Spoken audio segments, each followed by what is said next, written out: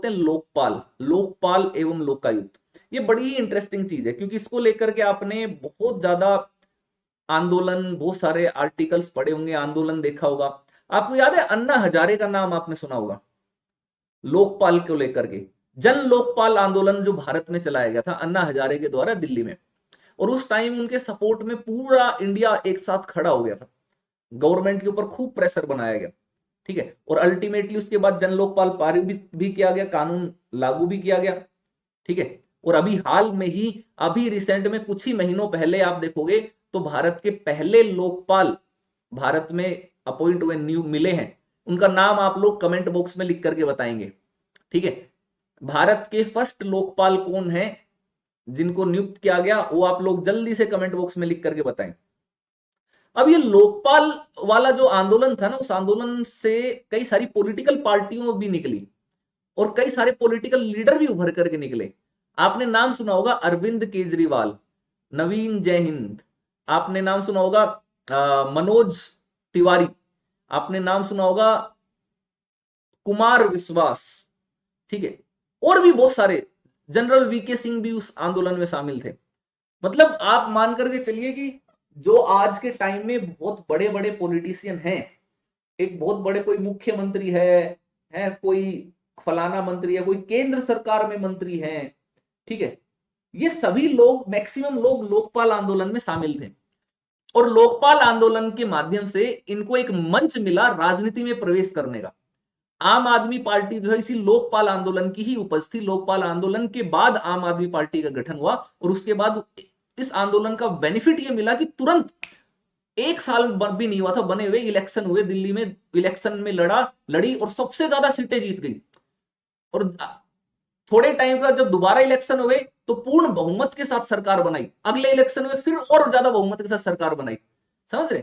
तो इस आंदोलन ने बहुत बड़े स्तर पर भारत की राजनीतिक व्यवस्था को प्रभावित किया। वो मुख्य परीक्षा का मुद्दा है, अब उस पर हम डिस्कस नहीं करेंगे। मैंने आपको बस एक हिंट दी है चीजें कि किस तरीके से मुख्य परीक्षा में ये जुड़ेंगी, तो वो चीजें मैंने ऑलरेडी करा दी है, जो मेरी line by line M Laxmikant थी, डिटेल में जो मैंने पढ़ाया है उसमें आप जाकर के देख लेना, बहुत विस्तार से, बहुत ही डिटेल से मैंने पढ़ाया। यहां पर हम बस बेसिक बेसिक पॉइंट्स को डिस्कस करेंगे, एमसीक्यू टाइप के, ठीक है, प्रीलिम्स टाइप के एग्जाम के लिए, या एक ओवरऑल एक बेसिक अंडरस्टैंडिंग बनाने के लिए कि भाई वो लोकपाल आखिरकार होता क्या, लोकायुक्त है क्या, बस ताकि आपको एक माइंड में सेट हो जाए, ये समझते हुए चलेंगे। अब देखो क्या होता है कि भारत में भाई बहुत सारी ऐसी संस्थाएं थी जो सरकारी अधिकारियों की जांच करती, ठीक है, और भ्रष्टाचार की जांच करती, लेकिन ऐसे मामले उनके पास जब पहुंचते या कोई बहुत सबूत के साथ देते तब होते। लेकिन लोकतंत्र में नागरिकों की शिकायतों पर ध्यान नहीं दिया जाता था। अगर किसी नागरिक से किसी ने कुछ किया, सिटीजन को पता है कि यार किसी ने ये प्रॉब्लम किया, यार ये मंत्री जो है ना ये भ्रष्ट है, ये जो अधिकारी जो है ना ये भ्रष्ट है, ठीक है, ये जो विधायक जो है ना ये भ्रष्ट है, ये इस तरीके की गलत गतिविधियां कर रहे हैं, तो उसकी शिकायत को सीरियसली नहीं लिया जाता था। उनकी शिकायत सुनकर के कोई कार्रवाई भी नहीं होती थी, ठीक है। अब डेमोक्रेसी तो लोगों का शासन है। अब ऐसे में सामाजिक विकास को पाने के लिए, लोकतंत्र की सफलता के लिए नागरिकों की जो शिकायत है ना उनको जल्दी से जल्दी निवारण करना जरूरी है। इसलिए दुनिया भर के कई सारे देशों में इसके निवारण के लिए कई सारी संस्थाएं बनाई गई, जिसको ओम्बुड्समैन प्रणाली आमतौर पर कहा जाता है, ठीक है। ओम्बुड्समैन, प्रशासनिक न्यायालय, प्रोक्यूरेटर प्रणाली, सबसे पुरानी लोकतांत्रिक संस्थाओं में से अगर हम बात करें तो उसको ओम्बुड्समैन कहा जाता है। सोशल मीडिया एक ऐसी जगह जहां दुनिया भर के करोड़ों लोग आपस में कनेक्ट करते हैं। पिक्चर्स और वीडियो शेयर करना ओम्बुड्समैन कहा जाता है, ठीक है। ओम्बुड्समैन, ओम्बुड्समैन को ही हम बात करते हैं तो भारत में लोकपाल का एक तरीके से नाम आपको देखने को मिलता है। देखिए जब भी हम ओम्बुड्समैन की बात करते हैं तो सबसे पहले ओम्बुड्समैन की स्थापना जो है वो स्वीडन में हुई, ठीक है। सबसे पहली स्थापना जो है, ये एक इंपॉर्टेंट चीज है जो आपको याद रखनी चाहिए कि सबसे पहला जो प्रारंभ हुआ ये स्वीडन से हुआ। स्वीडन से फिर बाकी सारे देशों में धीरे धीरे धीरे धीरे जो है जाता गया। 1809 में, बहुत पहले ही हो गई थी, 1809 में, सोचो इतने टाइम पहले ओम्बुड्समैन जो है उसका एस्टेब्लिशमेंट, स्थापना जो है स्वीडन में कर दिया गया था। फिर उसके बाद फिनलैंड, डेनमार्क, नॉर्वे, बाकी सारे देशों में भी पहुंची, फिर और यूरोपियन देशों में भी पहुंचा। भारत में भी इसकी डिमांड होने लगी, भारत में भी लोकप्रियता बढ़ने लगी, तो भारत में लोकपाल, इसी ओम्बुड्समैन को लोकपाल जो है उसका नाम दिया गया। स्वीडन में जो ओम्बुड्समैन है ना, वो 4 साल के नियुक्त किया जाता था और संसद के द्वारा ही हटाया जा सकता था। ठीक है, तो वो संसदीय ओम्बुड्समैन के रूप में भी जाना जाता है। अगर आपसे सवाल आ जाए ना कि संसदीय ओम्बुड्समैन किसको कहा जाता है, तो स्वीडन के जो ओम्बुड्समैन है उसको संसदीय ओम्बुड्समैन कहा जाता है। न्यूजीलैंड राष्ट्र कुल का पहला ऐसा देश है जिसने ओम्बुड्समैन प्रणाली को अपनाया। उसका नाम उसने था पार्लियामेंट्री कमिश्नर फॉर इन्वेस्टिगेशन। ठीक है, अब प्रणाली सेम सी है, अलग अलग देशों में अलग अलग नाम है। जैसे भारत में लोकपाल है, लेकिन है तो वो ही ओम्बुड्समैन सिस्टम का ही जैसा। ऐसे ही न्यूजीलैंड में पार्लियामेंट्री कमिश्नर फॉर इन्वेस्टिगेशन के नाम से ओम्बुड्समैन को अपनाया गया। ठीक है, ब्रिटेन ने 1967 में अपनाया। ठीक, उसने अब इसका नाम रखा कि पार्लियामेंट्री कमिश्नर फॉर एडमिनिस्ट्रेशन रखा।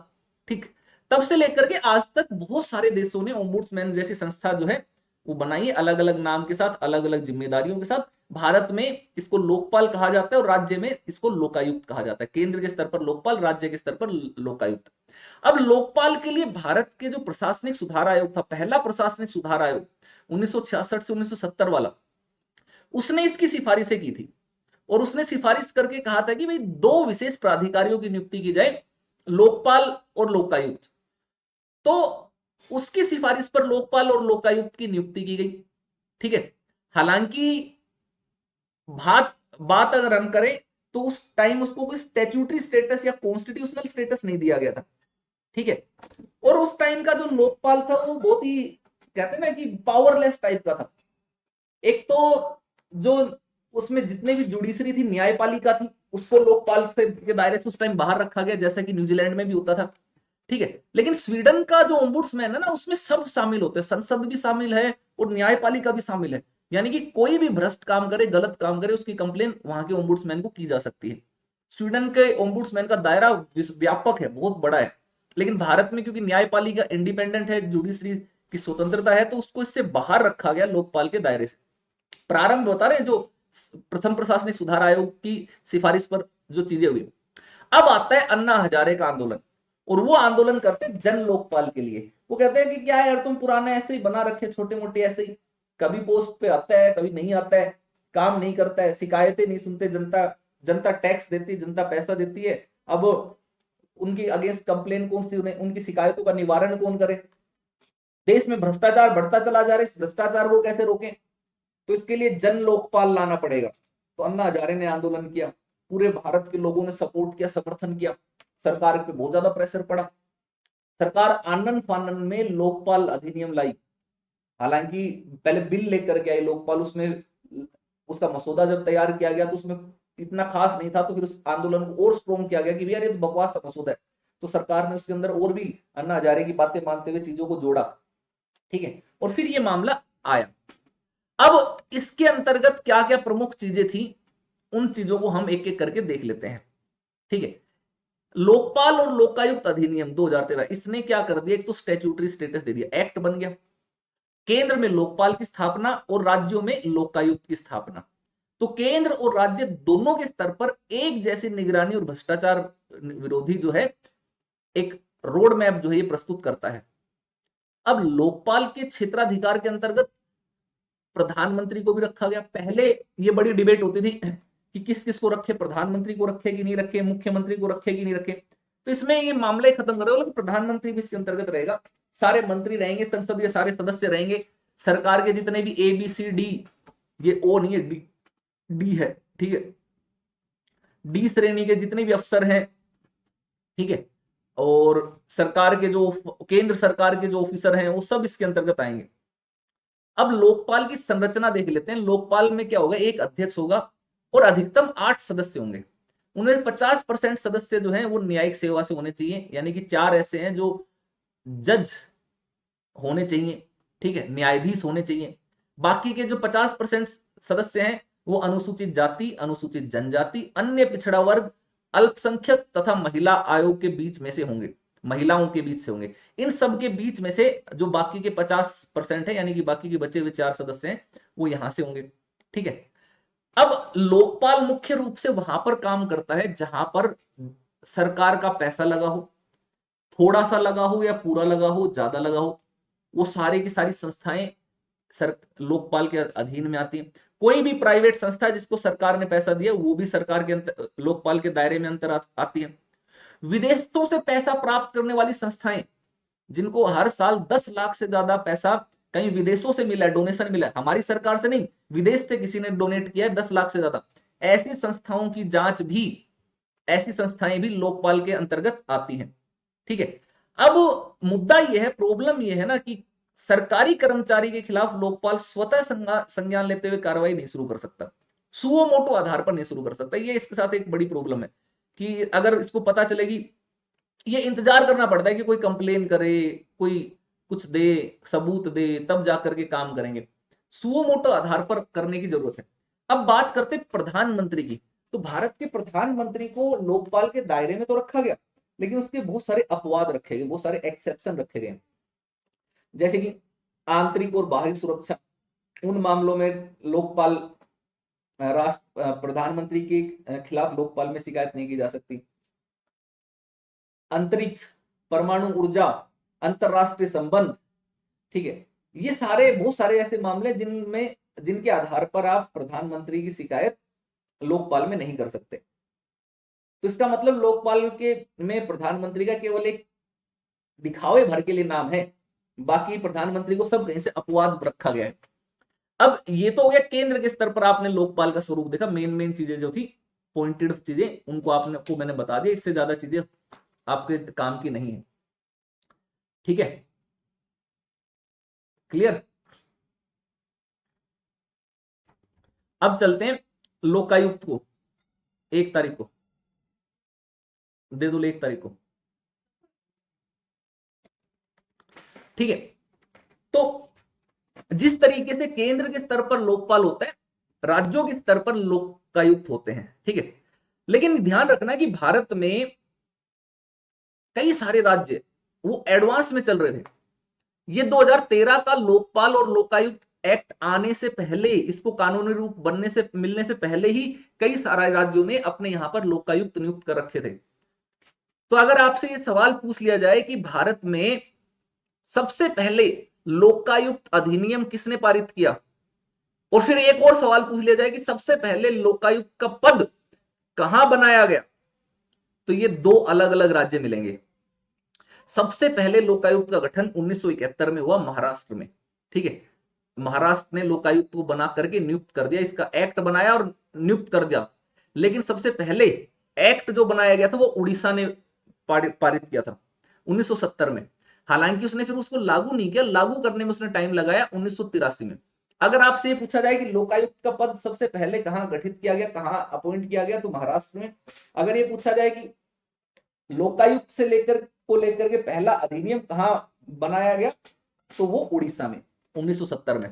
ठीक है, अब लोकायुक्त के मामले में राज्यों को कुछ छूट दी गई है कि भाई वो आप अपने अनुसार उसमें कुछ परिवर्तन करके अपने यहाँ का लोकायुक्त का स्वरूप डिसाइड कर सकते हो। तो पूरे भारत में राज्यों के स्तर पर सभी लोकायुक्त एक जैसे नहीं है, उनका ढांचा समान नहीं है, अलग अलग है। कुछ राज्य हैं जहां पर, जैसे कि राजस्थान है, कर्नाटक है, आंध्र प्रदेश है, महाराष्ट्र है, वहां पर लोकायुक्त के साथ साथ उप लोकायुक्त का भी पोस्ट बनाई गई है। और कुछ राज्य जैसे बिहार, उत्तर प्रदेश, हिमाचल प्रदेश में उप लोकायुक्त नहीं है, केवल लोकायुक्त है। कुछ राज्य ऐसे हैं जहां पर कुछ अधिकारियों को ही लोकायुक्त का दर्जा दे दिया गया है। लोकायुक्त और उप लोकायुक्त के नियुक्ति अगर आप बात करोगे तो संबंधित राज्य के जो राज्यपाल हैं, गवर्नर हैं, वो करेंगे। राज्यपाल उनकी अपॉइंटमेंट करते हैं।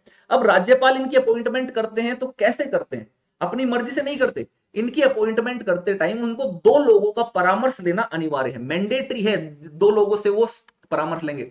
एक तो राज्य के जो उच्च न्यायालय है, हाई कोर्ट का मुख्य न्यायाधीश, उससे, और एक राज्य में जो विधानसभा है उसमें विपक्ष का नेता है, उससे। इन दोनों से परामर्श करके लोग राज्यपाल जो है लोकायुक्त की नियुक्ति जो है करते हैं। ठीक है, वो है। अब अधिकतर राज्यों में उनका कार्यकाल जो है वो 5 साल या 65 वर्ष जो भी पहले हो वो है। पुनर्नियुक्ति के लिए ये पात्र नहीं होते, एक बार रिटायर हो गए तो मुक्ति है, उसके बाद इनको रीअपॉइंटमेंट नहीं मिलती है इनकी पोस्ट पर। ठीक है, अधिकार क्षेत्र में भी देखोगे तो सभी राज्यों के लोकायुक्त एक जैसे नहीं है। कुछ राज्य ऐसे हैं जहां पर मुख्यमंत्री को लोकायुक्त की परिधि में रखा गया, जैसे हिमाचल प्रदेश, आंध्र प्रदेश। कुछ ऐसे हैं जैसे बिहार उड़ीसा में लोकायुक्त को मुख्यमंत्री को लोकायुक्त के दायरे से बाहर रखा गया है। ठीक है, तो ये बेसिकली ये है कि सभी राज्यों में लोकायुक्त का ढांचा अलग अलग देखने को मिलता है आपको, वो अपने हिसाब से बनाते हैं। ठीक, अब जांच प्रक्रिया की अगर हम बात करते हैं तो जितने राज्य, अधिकतर राज्य हैं, वहां पर लोकायुक्त क्या कर सकता है, एक बार अगर किसी नागरिक ने उनके पास कंप्लेन कर दी है ना, कोई शिकायत कर दी, ठीक, तो ऐसे में वो स्वयं जांच प्रारंभ कर सकता है। लोकपाल की जांच पुलिस वैसे तो सीबीआई होती है, आमतौर पर लोकपाल जो है क्या करता है, जांच के लिए किसी भी एजेंसी को कर सकता है, किसी भी एजेंसी को जांच सौंप सकता है और वो जांच उनको करनी पड़ेगी, लेकिन आमतौर पर वो सीबीआई को ही जांच देता है। तो सीबीआई को कहा जाता है कि वो लोकपाल की जांच पुलिस है, investigation police of Lokpal CBI को कहा जाता है। ठीक है, बाकी अगर उसके पास ऐसी कोई कंप्लेन आई तो वो खुद भी जांच प्रारंभ कर सकता है कंप्लेन मिलने के बाद। ठीक है, कुछ राज्य हैं वहां पर वो इस तरीके की जांच नहीं कर सकता, ठीक, कुछ राज्यों में कर सकता है। अब लोकायुक्त की जो सिफारिशें हैं, जो रिकमेंडेशन है, वो बाध्यकारी नहीं है, सलाहकारी है। राज्य सरकार चाहे तो माने, चाहे तो ना माने। तो ये था लोकपाल को लेकर के, इतनी ही चीजें थी, इससे ज्यादा नहीं थी, इससे ज्यादा आपको जाना भी नहीं है।